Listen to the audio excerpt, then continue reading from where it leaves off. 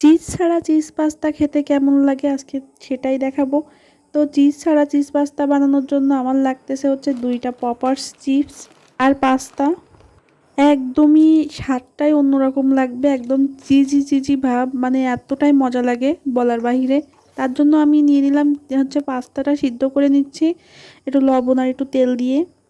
পাস্তাটা হাফ সিদ্ধ হয়ে গেলে আমি এটা নামিয়ে রাখছি। তারপর এখানে দিয়ে দিব হচ্ছে গরুর খাঁটির দুধটা। আমি এখানে 1 কাপ পরিমাণ দুধ নিয়েছি, নেওয়ার পরে বলক উঠে আসছে দুধের ভিতরে, তখন আমি দিয়ে দিলাম এখানে চিপস। আমি এখানে 1 প্যাকেট দিয়ে দিলাম।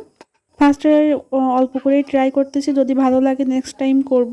তো এখানে হচ্ছে চিপসটা গলে গেছে, গলে যাওয়ার পরে দেন হচ্ছে এর ভিতরে দিয়ে দিব হচ্ছে যে পাস্তার যে মশলাটা সেটাই। তোমরা চাইলে একটু ঝাল অ্যাড করতে পারো। আর হচ্ছে আমি এখানে একটু লবণ দিছি, আর আর হচ্ছে পাস্তার যে মশলাটা ওটাই দিয়েছি, মানে এটা আমার মেয়ের জন্য বানাচ্ছি, এই জন্য আমি কোনো এক্সট্রা ঝাল ইউজ করিনি।